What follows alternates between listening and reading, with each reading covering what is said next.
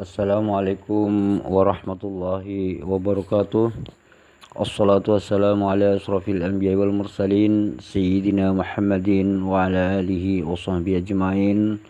Rabbi israh li sadri wa yassir li amri wahlul 'uqdatam min lisani yafqahu qawli. Amma ba'du. Para sahabat sekalian, saya ingin memberitahukan tentang bagaimana VN pendeta ini yang sampai kepada saya gitu. Nah, kemudian saya sebenarnya sudah menjawab melalui VN kepada pendeta ini. Namun di sini saya akan mengomentari VN ini secara langsung dan agar supaya teman-teman tidak terlalu panjang mendengarkan VN dari pendeta ini. Nah, selamat mendengarkan. Sebelumnya dukung terus channel ini, mudah-mudahan ini bermanfaat bagi teman-teman sekalian dan bagi Anda yang selalu mendukung channel ini, mudah-mudahan diberikan hidayah oleh Allah Subhanahu wa taala, dimudahkan segala urusannya dan dijadikan orang yang sukses fid dini wad dunya wal akhirah. Amin amin Allahumma amin. Selamat mendengarkan. Kalau Yesus memang tidak ada awal, tidak ada akhir, ya kan, dia asalnya kan Tuhan sendiri. Nah, pendeta ini mengatakan kalau Yesus katanya tidak ada awal dan tidak akhirnya. Padahal fakta berbicara, padahal faktanya sudah tahu bahwa Yesus itu awalnya adalah ketika lahir dari seorang ibu gitu. Ya sama seperti kita gitu loh. Kita itu awalnya ketika kita lahir dari seorang ibu. Maka itulah awal kita. Begitu juga dengan Yesus. Yesus itu awalnya adalah ketika lahir. Itu awal daripada Yesus gitu loh. Sebelum itu gak ada nama Yesus. Gak ada nama Yesus sebelum itu gitu loh. Gak ada gitu loh. Tidak ada nama Yesus sebelum itu gitu. Artinya Nabi Musa pun tidak percaya Yesus. Bahkan orang-orang Yahudi sebelum Yesus itu gak pernah menuhankan Yesus segala macam, gak pernah gitu loh. Nah, berarti Yesus ini, awal adanya Yesus ini adalah setelah dilahirkan. Ini fakta gitu loh.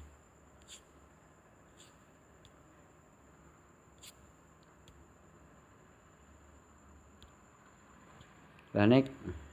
Kan udah dijelasin begitu panjang sama saya, Mas. Masih nggak ngerti juga. Beda dengan Muhammad. Muhammad itu ada awalnya sebelum. Nah, katanya beda dengan Nabi Muhammad. Padahal gini ya, Yesus itu orang pendeta, orang Kristen ini menganggap Yesus Tuhan. Sedangkan Nabi Muhammad SAW ini adalah manusia gitu. Manusia biasa yang diberi keistimewaan oleh Allah. Manusia, Nabi Muhammad ini bukan Tuhan gitu. Nah, jika Yesus dibandingkan dengan makhluk, dengan manusia, maka Yesus ini tidak pantas disebut sebagai Tuhan gitu loh. Karena Yesus juga berawal juga berakhir gitu loh. Dan Yesus ini tidak abadi. Kenapa? Karena segala sesuatu yang mengalami sebuah perubahan itu tidak abadi. Dan segala sesuatu yang tidak abadi tidak pantas disebut sebagai Tuhan. Belum Abdullah dan Aminahnya bercampur gitu loh. Nah, setelah Abdullah dan Aminah bercampur, lahirlah Muhammad. Nah, itu awalnya Muhammad. Kalau Yesus, padahal jelas kalau menurut Al-Quran ini penciptaan Nabi Isa ini sama dengan penciptaan Adam. Artinya kalau Nabi Isa ingin dituhankan, seharusnya Adam lebih hebat daripada Yesus itu sendiri. Kenapa? Yesus masih berproses di dalam kandungan gitu loh. Masih minum air susu Yesus itu. Kalau agar supaya Yesus ini mendapat asupan gizi. Hal-hal seperti ini adalah sifat lemah gitu. Dan segala sesuatu yang mempunyai sifat lemah tidak pantas disebut sebagai Tuhan gitu. enggak.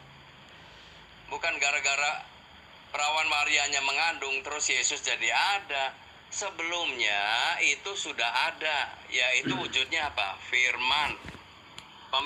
Nah, katanya begini, sebelum Yesus ini lahir itu sudah ada firman katanya. Dan kan pendeta pendeta David Salim ini yang menunjukkan pada mulanya adalah firman bersama-sama dengan Allah gitu. Nah, padahal di sini sudah jelas segala sesuatu, misalkan firman ini adalah sebuah kalam. Artinya kalau saya logikakan seperti ini, kalam ini adalah ucapan gitu loh. Ketika ucapan menjadi Yesus, maka Yesus adalah ciptaan. Ini jelas. Ibarat gini, ucapan saya menjadi sebuah lagu misalkan gitu. Maka lagu itu adalah ciptaan gitu. Artinya bukan saya yang menjadi lagu, bukan saya, tetapi firman yang menjadi Yesus, maka Yesus adalah ciptaan. Nah, kemudian firman menjadi kitab suci misalkan. Maka kitab suci yang saya pegang tiap hari itu ciptaan. Kitab sucinya loh ya, bukunya, terus kemudian tulisannya, terus lembaran-lembarannya itu adalah ciptaan. Begitu juga Yesus, ketika firman menjadi kitab suci, maka kitab suci yang berupa lembaran ini adalah ciptaan.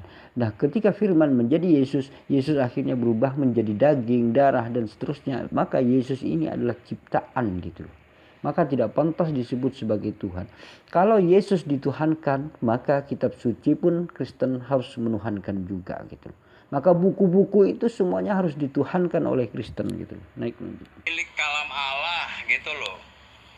Jadi jangan jadi jangan disamain ya. Makanya disebutnya akulah Alfa dan Omega, yang awal dan yang akhir. Nah, katanya Yesus mengatakan akulah Alfa dan Omega. Semua orang mengetahui Alfa Omega itu apa?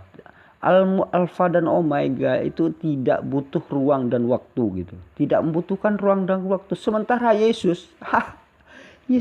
Yesus itu selalu muter-muter di Israel gitu, di Yerusalem itu tok itu jangan mengira itu Alfa dan Omega gitu loh. Alfa dan Omega itu tidak butuh ruang dan waktu. Artinya sebelum ruang dan waktu ini diciptakan, dia itu sudah ada gitu. Kemudian Allah menciptakan ruang dan waktu, kan begitu. Sehingga Allah tidak butuh ruang dan waktu. Sedangkan Yesus beda. Yesus selalu butuh ruang dan waktu gitu loh. Artinya Yesus masih mau nete gitu loh kalau waktu kecil. Mau beol, mau makan, mau pipis, mau kencing dan seterusnya. Seperti itu tidak bisa dituhankan. Ibarat gini aja ya. Seperti ini misalkan. Seandainya Yesus itu hidup di era sekarang misalkan. Dan Yesus ini misalkan jalan-jalan ke mall gitu. Dan dia itu pergi ke toilet gitu loh, mampir ke toilet, apa yang akan kita lihat? Bagaimana pemikiran kita? Apakah kita harus oh Tuhan sudah kanda beol? Apakah seperti itu? Ini sebenarnya adalah penghinaan terhadap Tuhan itu sendiri. Nah, karena apa? Karena segala sesuatu yang mempunyai sifat lemah seperti itu tidak pantas disebut sebagai Tuhan gitu. Baik. Yang awal tuh awal dari segala sesuatu nih, yang mengawali gitu loh. Dan yang mengakhirinya juga nanti kiamat itu di yang awal dan yang akhir, yang mengakhiri kata. Yesus itu lahirnya umurnya cuma 30 tahun kurang lebih gitu loh. Kok yang mengawali yang mengakhiri? Yesus cuma 30 tahun, selebihnya gak itu. Itu pun sejarahnya masih kosong-kosong gitu loh. Umur 0 sampai 12 tahun. Kemudian habis, gak ada sejarahnya lagi. Artinya kosong sejarah Yesus. Kemudian ketika mau disalib itu baru ada lagi gitu. Jadi selama umur 12 tahun sampai 30 tahun itu gak ada. Artinya 18 tahun ini Yesus gak ada sejarahnya. Atau lebih banyak yang kosong sejarahnya daripada yang ada gitu. Yesus ini hilang entah kemana. Mungkin saat bulan madu atau apa ini gak ngerti juga ya saya. Nah, kenapa sampai sejarahnya ini kosong gitu? Tuhan datang ke dunia kok kosong sejarahnya. Ini kan sebenarnya hoak aja sebenarnya gitu loh. Hanya hanya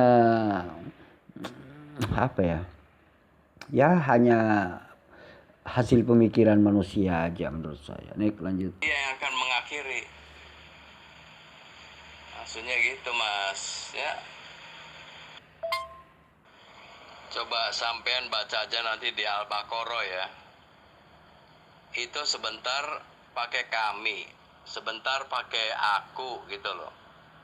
Sampai baca di ayatnya aja itu sih, waktu menggunakan kata kaminya itu lagi berbicara mengenai apa kok. Nah, Pak Pendeta ini ingin bertanya tentang di dalam Al-Qur'an tentang kenapa Tuhan itu menggunakan kata anah atau nahnu gitu. Artinya saya atau aku atau kami gitu.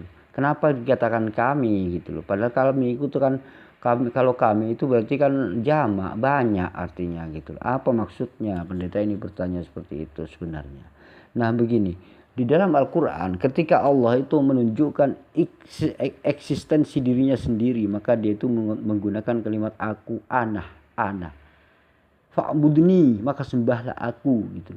Maka ini artinya artinya Allah itu sudah menunjukkan bahwa dirinya itu harus disembah gitu. Tetapi kalau misalkan ketika ketika misalkan menggunakan kami, maka di sini artinya Tuhan Allah ini sedang menunjukkan eksistensi dirinya dan kemahakuasaannya dan segala mahakuasaannya. Contohnya nahnu nazzalna, misalkan nahnu, kami menurunkan kepada Anda. Nah, artinya menurunkan, nahnu nazzalna, kami menurunkan. Ini artinya kalimat apa? Nahnu nazzal, misalkan nahnu nazzalna, artinya saya menurunkan kepada Anda. Artinya saya menurunkan rezeki kepada Anda, misalkan gini. Nah, ini menunjukkan bahwa segala kuasa Allah. Gitu. Artinya saya ini ingin menunjukkan ingin memberikan sebuah rezeki kepada Anda. Artinya yang memberi segala sesuatu rezeki, yang memberikan rezeki segala sesuatu di dunia ini adalah kemahakuasaan Allah. Artinya Allah. Nah, di sini Allah menggunakan kami karena apa? Ingin menunjukkan kemahakuasaan Allah.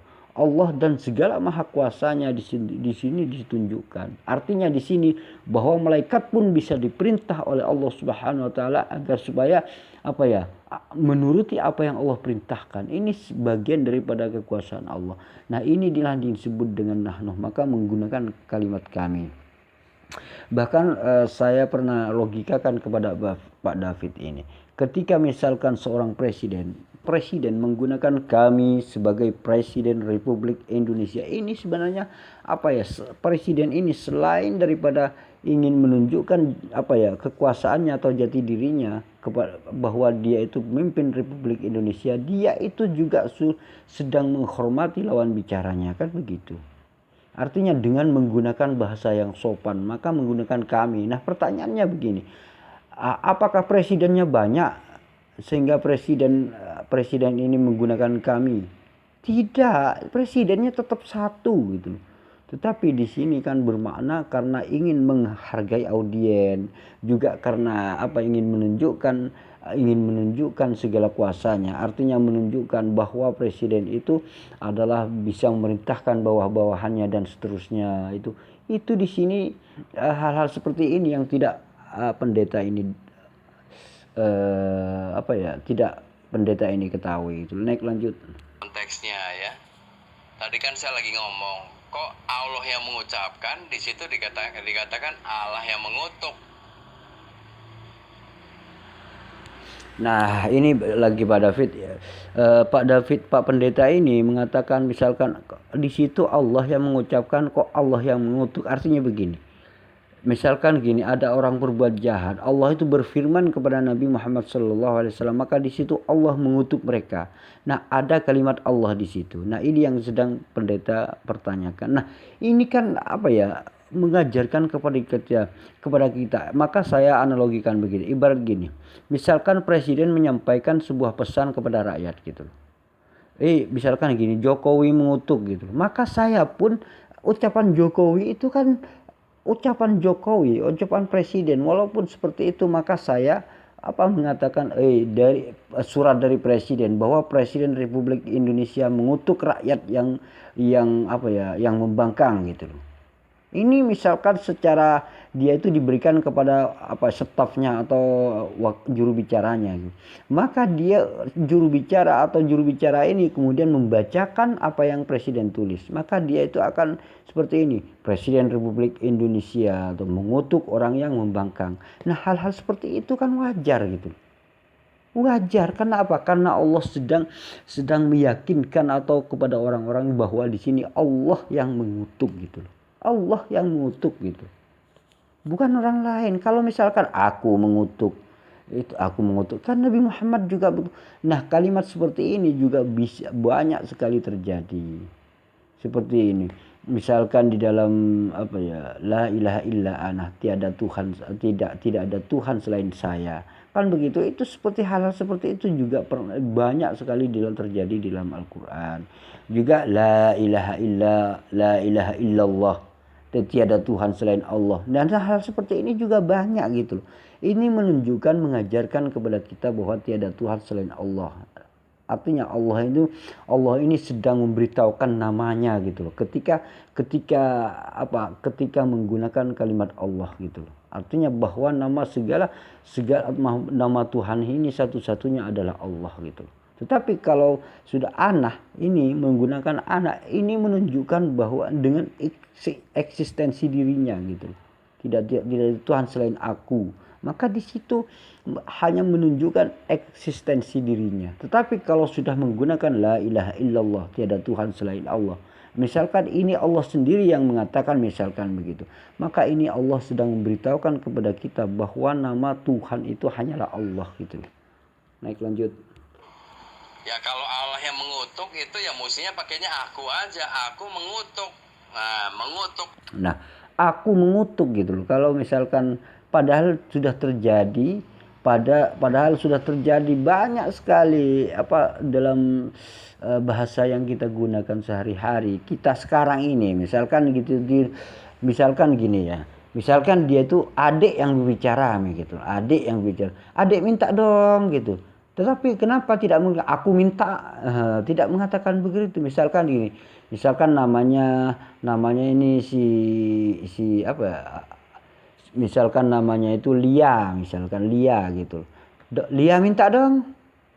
Nah, hal-hal seperti ini terjadi sekarang banyak. Pak David ini mungkin agak-agak kuper, ketinggalan zaman mungkin. Kenapa? Karena dia tidak tahu apa yang terjadi seperti yang terjadi sekarang sehingga mempertanyakan kalimat-kalimat seperti itu gitu. Padahal banyak sekali hal-hal seperti itu terjadi gitu. Misalkan aku minta dong, itu bisa pernah terjadi. Di dalam Al-Qur'an menggunakan Allah mengutuk atau saya mengutuk, itu ada juga, misalkan seperti itu. Menggunakan anak itu ada. Terus kemudian seperti Allah mengutuk menggunakan namanya sendiri, itu masih ada gitu. Nah, hal-hal seperti itu terjadi di pergaulan kita sehari-hari gitu loh. Tetapi pendeta ini betapa kolotnya sehingga dia itu tidak tahu, tidak memahami apa yang terjadi bahasa setiap harinya gitu. Padahal bahasa itu sering terjadi gitu. Bahkan misalkan namanya Nina gitu. Nina minta dong gitu. Padahal Nina yang mengucapkan gitu. Nah, disinilah yang pendeta ini tidak pahami gitu loh. Kalimat-kalimat bahasa-bahasa gambaran seperti ini pendeta ini tidak menguasai. Padahal itu sering terjadi di saat percakapan kita sehari-hari gitu. Ini menunjukkan bahwa pendeta ini menurut saya ada sedikit kuper-kuper, ketinggalan lah sedikit gitu loh. Orang-orang yang menganggap si Uzair itu anak Allah katanya. Gitu aja. Kok Allah yang mengutuk malah di situ pakainya Allah lagi. Itu. Nah, gini nih, kalau di dalam orang Kristen kan pada saat itu Uzair ini Yahudi ini datang kepada Nabi Muhammad mengatakan bahwa kepercayaan orang Yahudi di Madinah ini adalah Uzair anak Allah. Ini kepercayaan orang. Sedangkan kepercayaan orang Kristen dia itu mengatakan Nabi Isa anak Allah gitu loh. Atau Yesus anak Allah gitu. Ini kepercayaan orang-orang Kristen. Nah, hal-hal seperti inilah yang diberantas oleh Nabi Muhammad SAW di kemusyrikan seperti inilah yang diberantas oleh Nabi Muhammad SAW di tanah Arab gitu loh. musyrik-musyrik seperti ini yang dibantah oleh Nabi Muhammad sallallahu alaihi wasallam gitu. Nah, kemudian ketika orang Yahudi yang percaya kepada Uzair anak Allah dan orang Nasrani yang percaya kepada Nabi Isa putra Allah, anak Allah, maka mereka berdua ini ditolak oleh Rasulullah sallallahu alaihi wasallam. Artinya dia itu menawarkan sebuah tawaran, "Ya Rasulullah, bagaimana mungkin saya ini akan mengikuti kamu sedangkan kamu tidak percaya bahwa Uzair ini anak Allah, sedangkan kamu tidak percaya Nabi Isa ini anak Allah," gitu. Itulah yang kemudian Rasulullah SAW itu memberantas dan menolak mereka dan memberantas gitu. Artinya memberantas kemusyrikan yang ada di Arab gitu loh. Nah, hal-hal seperti itu Bapak Pendeta ini mempertanyakan Uzair itu siapa gitu. Berarti Pak Pendeta ini kurang membaca gitu loh. Kurang membaca tentang Uzair siapa gitu loh. Padahal kalau Uzair ini di dalam bahasa Ibraninya itu disebut Ezra gitu loh. Ezra ini dianggap anggaplah pendeta gitu. Pendeta yang disucikan gitu. Karena apa? Karena Ezra ini hafal Taurat di luar kepala kan tanpa belajar gitu. Maka karena dianggap sehingga Ezra ini disucikan oleh sebagian orang. Bahkan Ezra ini ada yang mengatakan sehingga diangkat di kalangan Madinah itu menganggap Ezra ini adalah anak Tuhan gitu loh. Di kalangan Yahudi Madinah dia itu mengatakan Ezra ini orang suci, bukan suci sembarangan, bukan manusia sembarangan ini Ezra ini orang suci ini pasti anak Allah gitulah, anak Tuhan gitulah. Sehingga seperti Uzair dianggap anak Allah. Dan kemudian Nabi Yesus ini Nabi Isa ini juga begitu. Ini bukan manusia sembarangan, ini pasti anak Allah gitulah. Ini seperti itulah kemusyrikan seperti itulah yang diberantas oleh Nabi Muhammad sallallahu alaihi wasallam gitulah. Baik. Itu yang dimaksud Mas dari tadi, ngerti nggak sih? Ya, nanti saya akan cek di Al-Baqarahnya sampean ya. Apakah pemakaian kami itu untuk menghormati? Nah, gini lah. Saya akan cek di dalam surat Al-Baqarah apakah kami itu menghormati kan begitu. Nah, saya sudah jelaskan sebenarnya kepada Pak David ini. Ketika Allah menggunakan kalimat nahnu atau kami itu menunjukkan Allah, eksistensi Allah itu sendiri dan segala kuasanya. Artinya Allah dan segala kuasanya. Seperti yang saya gambarkan tadi, ketika misalkan Allah maha mengetahui segala sesuatu di bumi ini, maka kadang-kadang kalimat itu menggunakan nahnu. Karena apa? Karena Allah ini menunjukkan segala kuasanya di bumi ini gitu. Contoh ketika misalkan memberi rezeki misalkan kepada manusia misalkan, maka kadang-kadang di sini menggunakan nahnu. Karena apa? Karena Allah menunjukkan kuasanya bahwa yang beri rezeki ini adalah Allah Subhanahu wa taala gitu. Artinya Allah dapat memerintahkan siapapun, malaikat dan siapapun untuk memberi rezeki kepada manusia yang hidup ini gitu. Ini menunjukkan segala kuasanya. Maka di sini kadang-kadang di dalam Al-Quran menggunakan kalimat nahnu karena menunjukkan Allah dan segala kuasanya. Tetapi kalau Allah ini menuju kepada dirinya secara pribadi, maka dia itu menggunakan anah gitu loh. Contoh, sembahlah aku, fa'budni gitu, sembahlah aku gitu. Maka di sini menggunakan karena apa? Karena Allah sedang memerintahkan manusia ini untuk menyembah Allah Subhanahu wa taala satu-satunya gitu loh. Nah, disinilah yang pendeta ini tidak pahami gitu loh. Sehingga itu muter-muter di situ aja. Sebenarnya sudah lama saya jelaskan kepada pendeta ini tentang hal ini gitu loh. Tetapi muter-muter gak karu-karuan karena memang gak paham gitu loh. Karena pemahamannya menurut saya ini agak lemot sih gitu. Maksudnya kan jadi kayak satu kesatuannya gitu ya. Nah, mereka itu sudah membawa kalimat kami ini satu kesatuan katanya. Seperti Trinitas katanya. Dia itu ingin menggiring kepada sebuah Trinitas katanya. Satu kesatuan. Nah, padahal di sini saya sudah jelaskan bolak-balik ke pendeta ini bahwa nahnu itu menunjukkan bahwa Allah dan segala kuasanya. Allah dan segala kuasanya, gitu loh. Ini makanya disebut apa ya? Disebut di sini jama Allah dan segala kuasanya. Karena Allah dapat memerintahkan siapapun memerintahkan kepada siapapun. Contoh ketika memberikan rezeki, Allah dapat memerintahkan malaikat agar mengatur rezekinya orang-orang gitu. Ini menunjuk kekuasaan Allah gitu. Allah berkuasa. Makanya di sini kadang disebut dengan nahnu atau kami gitu. Menyertakan semua keberadaan isi surga lah gitu kan, makanya kami kan. Nah, itulah apa ya, pemahaman pendeta ini menurut saya itu gak paham-paham, begitu lemotnya beliau gitu. Nah, gini sih sebenarnya gini, ketika misalkan seorang presiden, kami sebagai presiden Republik Indonesia gitu, bukan berarti presidennya banyak, presidennya satu, presidennya satu, bukan banyak gitu. Tetapi kenapa menggunakan kalimat kami gitu? Ketika memberikan arahan sambutan tentang kenegaraan gitu. Kenapa menggunakan kami di sini? Nah, ini menunjukkan presidennya padahal presidennya satu gitu. Hal-hal seperti inilah yang tidak pendeta ini ketahui gitu loh. Sehingga bingung dengan dirinya sendiri gitu. Bingung dengan pemahamannya sendiri gitu loh. Kalau aku ya menunjukkan pada diri pribadi Allah gitu kan. Ya nanti saya cek di Al-Baqarah itu ada itu, sebentar kami, sebentar aku gitu loh. Coba. Nah, katanya mau pendeta ini mau ngecek sebentar kami, sebentar aku, menggunakan nahnu atau menggunakan anah gitu. Nah, di sini apa ya? Sebenarnya sudah diberikan apa ya? Sudah lama sekali saya memberikan penjelasan kepada pendeta ini, tetapi pendeta ini muter ke situ lagi, sehingga pertanyaan berulang-ulang seperti ini. Pendeta ini akhirnya kenapa? Karena lemotnya pemikiran pendeta ini, gak paham gitu. Entah karena lemot karena doktrin atau karena apa saya gak ngerti juga, atau karena memang pendeta ini memang apa ya, IQ-nya itu begitu kurang gitu loh. Saya gak mengerti, gak paham tentang masalah lemotnya ini di mana, saya gak ngerti. Itu urusan pendeta itu sendiri.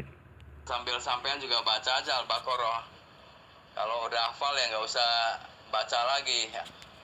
Coba langsung aja dari ayatnya deh. Ayat keberapa itu? Ada kami, ada aku di situ. Benar nggak ya sampean ngomong itu tadi itu? Kalau Nah, katanya bener enggak? Saya sudah buktikan kapan hari kepada pendeta antara nahno. Maka saya menyuruh tunjukkan kalau memang Anda menemukan kesalahan di dalam Al-Quran, tunjukkan, saya bilang gitu ke pendeta itu gitu loh. Jangan-jangan Pak Pendeta sendiri yang nggak paham tentang Al-Quran gitu. Kalau Pak Pendeta sendiri yang nggak paham, jangan menyalahkan Al-Quran, saya bilang gitu. Itu berarti bermasalah di Pak Pendeta sendiri. Karena apa? IQ Pak Pendeta nggak nyampe ke situ, saya bilang gitu. kalau kami mewakili keseluruhan, kalau aku menunjuk kepada dirinya, coba silakan ya. Saya katakan yang aneh itu tadi, yang Usair itu loh, itu ngambilnya dari mana? Nah, yang aneh itu Uzair ngambilnya dari mana katanya. Saya sudah jelaskan bahwa orang Yahudi Madinah itu percaya Uzair itu adalah putra Allah. Sedangkan orang-orang Nasrani, orang-orang Kristen itu, orang-orang Kristen bukan Kristen sih, sebenarnya Nasrani dan Kristen ini beda. Ya cuman lah saya hargai Pak David gitu. Cuman orang-orang Nasrani ini mengatakan Isa itu adalah putra Allah gitu. Ini ada kesamaan antara Yahudi dan Nasrani di kalangan orang Madinah, musyrik Madinah dan Mekah ini gitu. Ada kesamaan. Kalau Yahudi mengatakan Uzair anak Allah, sedangkan orang Nasraninya mengatakan Isa anak Allah. Sama-sama dibikin patung, sama-sama dicium-cium, disembah-sembah gitu, sama gitu.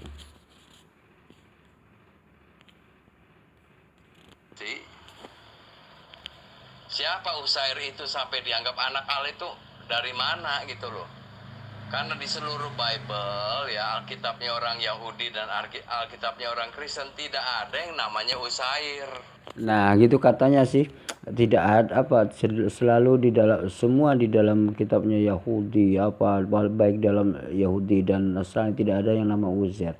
Uzair itu kalau dalam orang Yahudi Madinah itu menyebutnya dengan Uzair. Tetapi kalau bahasa Ibraninya dia itu mengatakan Ezra gitu loh. Nah, Ezra ini karena Ezra ini dianggap sebuah orang ahli kitab yang sangat-sangat paham dengan kitab, dia itu hafal di luar kepala dan tanpa mempelajari Alkitab, karena hafal begitu saja gitu loh. Karena maka di situ disebut disucikan Ezra ini. Dan kemudian Ezra ini dianggap anak Allah. Tidak mungkin manusia biasa dia itu mampu menghafal begitu baiknya tentang Taurat. Dan dia itu dan tanpa mempelajari gitu loh. Nah, hal-hal seperti itu artinya tanpa berguru ke sana sini gitu. Cuman dia itu bertemu dengan seorang perempuan dan seterusnya bla bla bla bla gitu. Kemudian dia itu diberi sebuah ini kemudian menjadi hafal Taurat gitu. Nah, disinilah kemudian kemudian Ezra ini kemudian dianggap pendeta yang suci. Saking dianggap sakralnya kemudian dianggap anak Tuhan oleh orang-orang Yahudi gitu. Nah, orang Yahudi Madinah ini mempunyai kepercayaan seperti itu sehingga Ezra ini disebut kalau di kalangan Madinah itu disebut Uzair gitu. Uzair anak Allah gitu loh. Seperti itulah saya sudah jelaskan bolak-balik ke Pak Pendeta ini. Mungkin VN saya itu gak dibaca atau di skip atau gimana gitu. Atau memang dia itu sengaja mengulang-ulang pertanyaan yang yang saya jawab ulang-ulang gitu loh. Ini pendeta ini kalau memang dia itu sudah membaca dan semua, menurut saya lemot pemikirannya gitu loh. Next, lanjut. Apalagi dianggap anak Allah. Kalau Isa benar dia adalah anak Allah, benar itu. Kalau Isa benar katanya Isa, tetapi Uzair itu salah katanya kalau disebut anak Allah.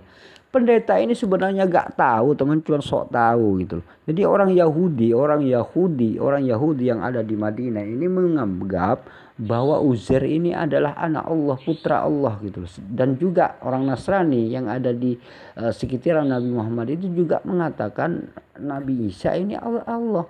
Pendeta yang menolak, Pak David ini yang menolak gitu. Karena apa? Karena Pak David ini gak tahu gitu loh. Ya orang gak tahu dimaklumi aja gitu loh. Oh, namanya gak tahu, Pak David yang gak tahu gitu loh. Berarti gitu kalau akui kalau itu.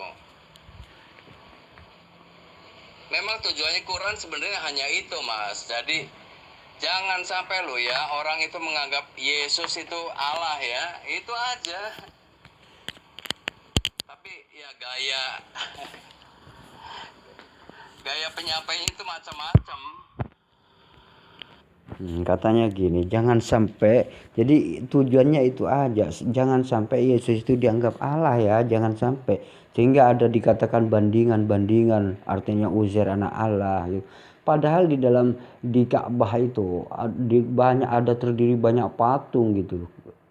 Yang disembah orang musyrik itu ya musyrik dari kalangan masing-masing gitu. Ada yang mengatakan Lata anak Allah, ada yang mengatakan Uzza anak Allah, ada yang mengatakan Uzair anak Allah, ada yang mengatakan Isa anak Allah, dan seterusnya di situ loh.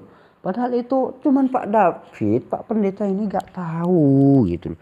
Ya akhirnya ya begitu, ngotot dengan keterbatasannya sendiri gitu.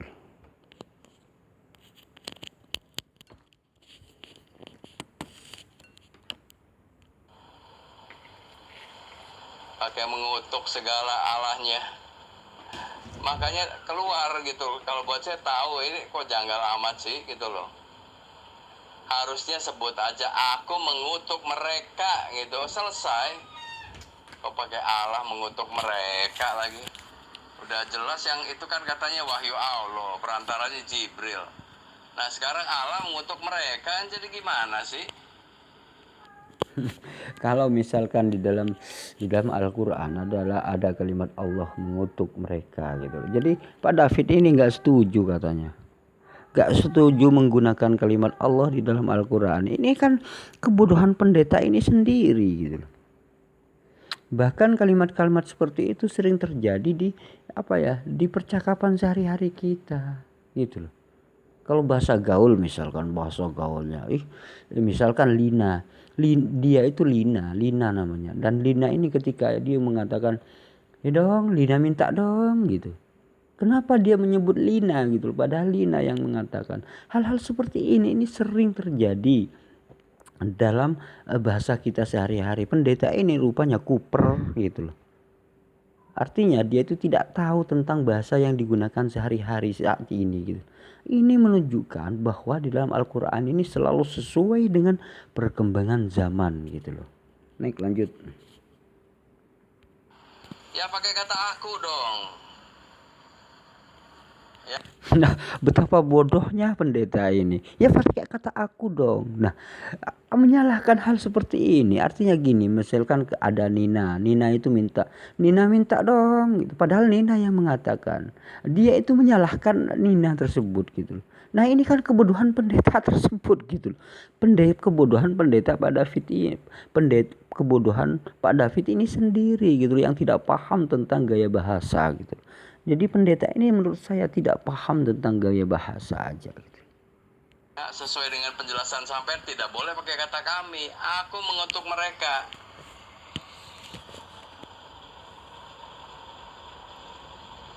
Ya kalau Allahnya sampean kan memang pribadinya satu kan, ya harus aku. Kalau yang menyertakan semua yang ada di. Nah, intinya Pak Pendeta ini agar mereka itu mengakui Nabi Isa ini, agar mereka itu mengakui Yesus ini sebagai Tuhan gitu. Intinya itu aja sebenarnya gitu. Sehingga dia itu menolak di dalam Al-Quran kalau dikatakan orang disebut kafir kalau menuhankan Nabi Isa gitu. Intinya itu gitu. Jadi orang Yahudi ini dikatakan kafir kalau menyembah Uzair. Kalau mengatakan Uzair ini anak Allah. Juga di dalam ajaran Islam mengatakan kafir orang yang menyembah yang mengatakan Yesus anak Allah atau Nabi Isa ini anak Allah. Itu disebut kafir, disebut ingkar kepada Allah gitu. Nah, hal-hal itu pendeta ini tidak setuju dengan kalimat-kalimat seperti itu. Maka saya pun pada saat itu mengatakan kepada mereka, kalau memang Anda tidak setuju, silakan buktikan di mana perkataan Yesus mengatakan dirinya Yesus itu sebagai Tuhan gitu loh, di mana gitu loh, buktikan gitu loh. Artinya Yesus pernah mengajarkan dirinya sebagai Tuhan itu di mana gitu loh. Dan pendeta ini sampai saat ini tidak mampu membuktikan gitu loh. Hanya katanya gitu aja gitu loh. Lanjut. Surga itu pakai kami, gitu kan maksudnya kan? Tadi kayak Jokowi katanya pakai kami kalau mewakili seluruh rakyat Indonesia, ya kan, kami. Kalau Jokowinya menunjuk kepada pribadinya aku gitu kan, saya. Bener nggak coba di Al-Baqarah sampean buktikan itu. Dan saya mau ngomong aneh karena Usair itu tidak ada sampai sekarang yang namanya Usair itu siapa? Nah, Pak Pendeta ini menunjukkan kebodohannya sendiri. Uzair itu gak ada katanya. Padahal orang-orang Yahudi Madinah mempercayai Uzair sebagai anak Allah gitu. Orang-orang Yahudi Madinah seperti itu gitu loh. Uzair ini ada yang mengatakan bahwa Uzair ini katanya Ezra pada zaman seorang Ezra ini adalah orang yang pendeta yang disucikan oleh orang-orang Yahudi, sehingga ada sebagian Yahudi mengatakan bahwa Ezra ini bukan manusia biasa.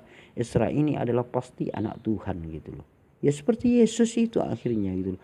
Nah, karena disama-samakan dengan Yesus, dengan dengan Yesus dianggap anak Tuhan, disebut kafir, maka pendeta ini dengan mati-matian menolak gitu loh. Ini penyebabnya sebenarnya ini aja gitu.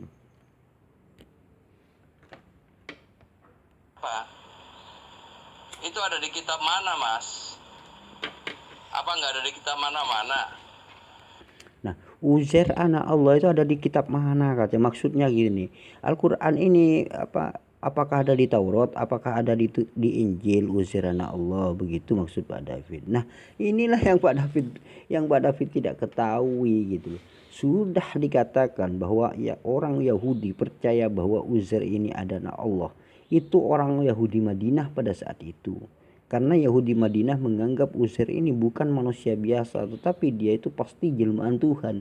Artinya pasti dia itu dianggap anak Tuhan, Tuhan itu sendiri. Gitulah kepercayaan orang Yahudi di Madinah kebanyakan gitu. Dan dia itu disebut dengan pendeta Ezra. Di dalam Ezra ini hidup perkiraan itu tahun 500 sampai 600 sebelum Masehi gitu loh. Seperti itulah gitu loh kehidupan Ezra ini, sehingga disucikan oleh orang-orang di orang-orang Yahudi sebagian gitu loh. Naik lanjut. Jadi Allah mengetahuinya gimana ya kalau di kitab ini nggak ada, di situ nggak ada. Katanya Allah itu mengetahui di gimana ya, di kitab ini nggak ada, di kitab ini nggak ada, di kitab itu nggak ada, kok tiba-tiba ada Uzair anak Allah katanya. Dikira Allah itu mencontek, dikira Tuhan itu mencontek sama Pak David ini gimana? Seperti kebiasaan Yesus mungkin. Yesus itu kan memang memang dia itu berguru membaca Taurat dan seterusnya. Dikira seperti itu. Pandangan Pak David itu seperti itu terhadap Tuhan gitu.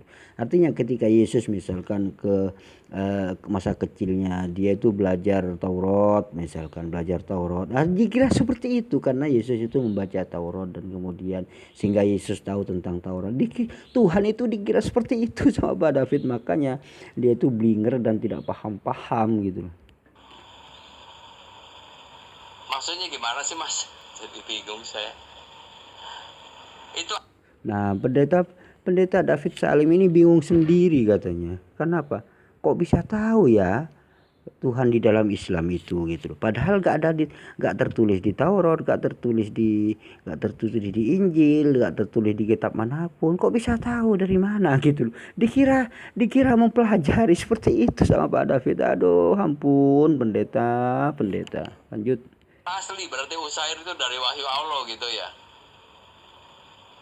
Soalnya sepengetahuan saya tidak ada itu di Bible itu yang namanya Uzair itu tidak ada.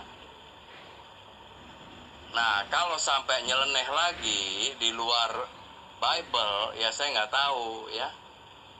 Karena kenyataannya Al-Quran begini Pak Pendeta ini pemahamannya apa? Apa yang ada di Al-Quran itu harus ada di Bible katanya, seperti itu. Artinya apa? Kalau di Bible gak ada itu bukan firman. Begitulah pemahaman pendeta ini. Begitu dangkalnya pemahaman pendeta ini. Next lanjut. 25 nabi kecuali Muhammad itu ada di Bible semua gitu loh. Kebanyakan ya, saya nggak ngerti juga Idris itu ada nggak sih? Idris juga siapa itu? Kalau Ibrahim kan Abraham. Mereka mengatakan 25 nabi itu ada di Bible semua. Tapi Idris itu siapa sih? Idris dia mengatakan begitu. Ini Allah yang menjelaskan di dalam Al-Quran kan begitu, di dalam ajaran Islam kan begitu. Jadi ketika sebenarnya kitab suci itu ada masanya.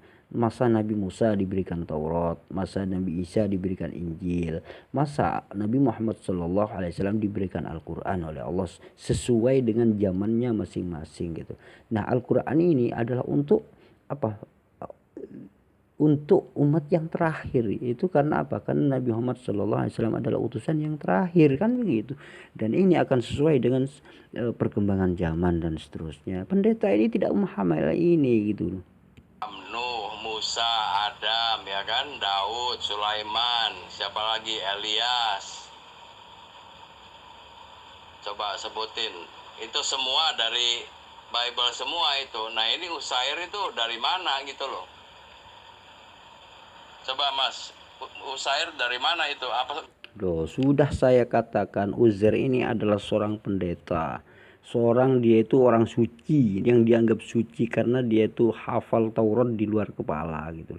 Kemudian ada sebagian orang Yahudi, wah Uzair ini bukan orang sembarangan. Ini Uzair ini orang suci gitu loh. sehingga dia itu disucikan dan dianggap anak Tuhan, akhirnya menjadi musyrik gitu loh. Karena apa? Karena anak Tuhan dianggap Tuhan juga gitu loh. Seperti Yesus menganggap Yesus ini bukan manusia sembarangan, Yesus ini pasti bukan manusia sembarangan, ini pasti anak Tuhan. Nah, anak Tuhan dituhankan juga, akhirnya menjadi musyrik. Seperti itulah gambarannya gitu loh. Naik lanjut. Dan Uzair ini kalau saya baca sekilas, dia itu adalah seorang pendeta yang sangat disucikan dan dihormati di kalangan Yahudi. Dia itu bernama Ezra gitu.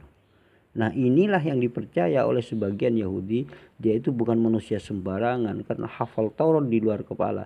Dia itu pasti Tuhan sendiri yang membimbing manusia katanya. Sehingga pendeta ini disucikan dan dianggap. Kemudian ada sebagian Yahudi yang mengatakan dia itu anak Tuhan, anak Allah gitu. Ini yang disebut dengan orang musyrik Yahudi dan Nasrani di Arab. Nasrani ini percaya kepada Nabi Isa itu anak Allah atau Yesus anak Allah. Itu musyrik gitu loh gitu. Baru sama sekali apa gimana? Berarti menurut sampean tauhid itu artinya apa? Tadi sampean bilang Allah itu dari al, ya kan? Al itu gabungan jamak ya kalau nggak salah ya, dari ilah-ilah gitu kan. Benar nggak begitu? Nah, saya jelaskan kepada Pak Pendeta ini begini. Kalau Allah itu adalah sebuah nama, akar katanya adalah sebuah nama. Tetapi ada sebagian ulama mengatakan kalau orang-orang Arab ini adalah kalimat Allah gitu. Ini gabungan antara al dan ilah. Artinya ilah ini maknanya Tuhan. Al ini jamak. Artinya kalau disebut Allah ini adalah Tuhan tertinggi mereka gitu loh. Bagi kepercayaan orang-orang sebelum Islam begitu gitu loh. Artinya hanya gelar gitu loh. Sebelum Islam ini. Tetapi kalau di dalam ajaran Islam, Allah ini adalah sebuah nama. Bukan gabungan al dan ilah, bukan. Tetapi Allah ini memang sebuah nama pada Maha Pencipta itu sendiri gitu.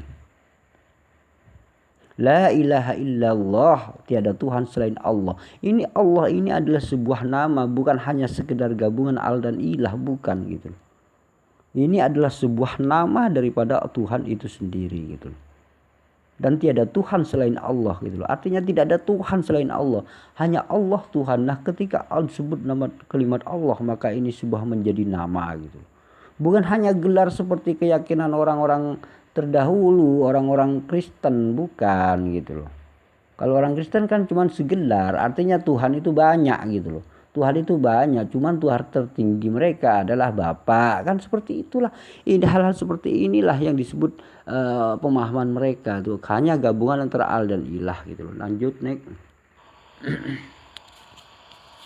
Sekarang beda lagi katanya satu.